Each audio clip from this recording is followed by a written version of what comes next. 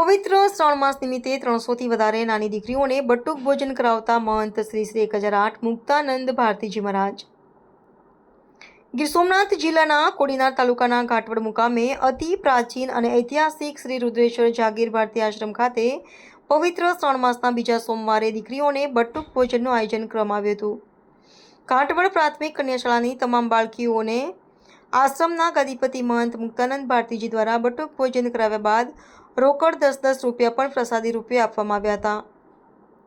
ધર્મ અને દાન પુણ્ય કરવામાં હંમેશા અગ્રેસર રહેતા મુક્તાનંદ ભારતીજી મહારાજ અનેક વખત નજરે આવે છે. આ તકે ઈશ્વર ભારતીજી મહારાજ, શાળાનો તમામ સ્ટાફ અને બાપુના સેવકો તેમજ ઉપસરપંચ નટવરસિંહ મકવાણા, પંચાયતના સભ્યો પ્રતાપભાઈ વાજા, કરશનભાઈ પરમાર, હરેશ બાપુ, રિટાયર્ડ શિક્ષક મુકેશભાઈ ધાંધલ હાજર રહ્યા હતા. બાળકીના કલરવથી મંદિરનું પ્રટાંગણ નમો નારાયણના નાદથી ગુંજી ઉઠ્યું હતું. સંવાદદાતા દિલીપ બાંભણિયા સાથે કેમેરામેન વિનોદ બાંભણિયા, કોડીનાર.